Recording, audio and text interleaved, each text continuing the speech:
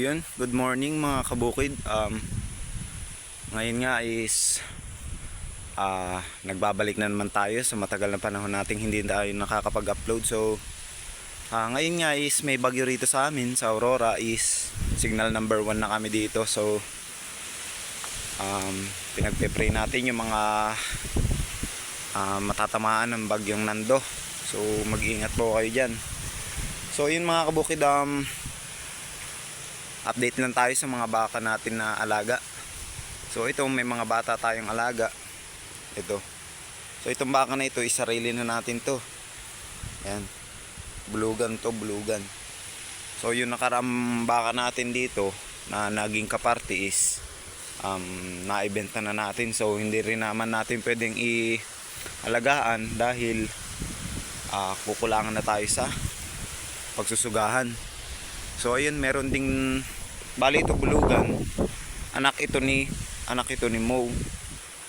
Tapos itong dalawa, yung isa anak ni Marimar, ito anak ni Putot. So ayan sila mga kabukid.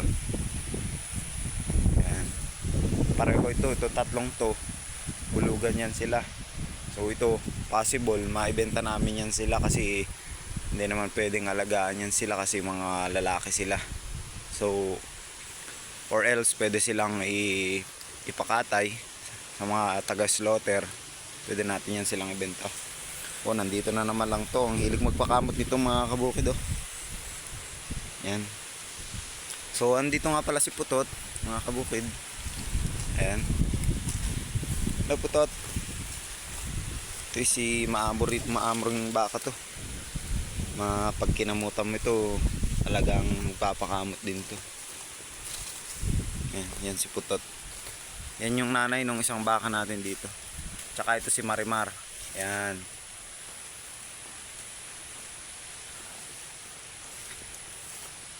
Tayo dito sa kabila. Nandun pala mga kabukid si Chichay.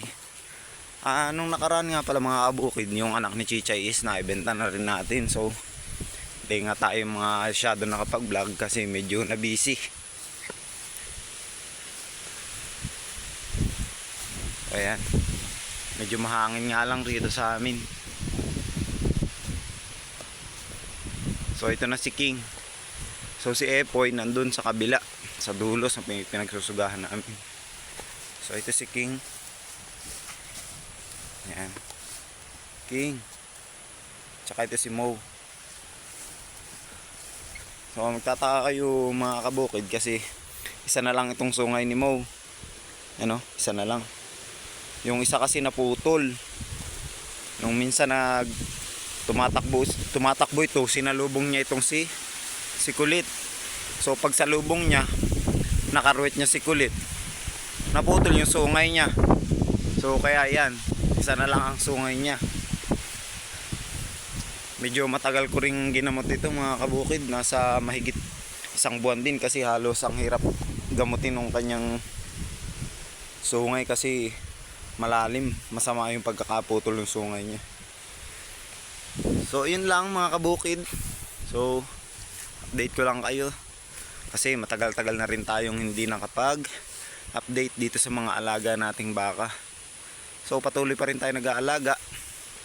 So kung bago pa lang kayo sa channel na ito, is please like and share. Comment na rin kayo kung meron kayong mga gustong i-recommenda sa pag-aalaga natin ng baka. So ang pag-aalaga natin ng baka is na traditional way lang. So nagsusugalan tayo pag gusto nating magpastol. Ayan, tulad nito, nagpapastol tayo. So pag may trabaho tayo, nakatali sila.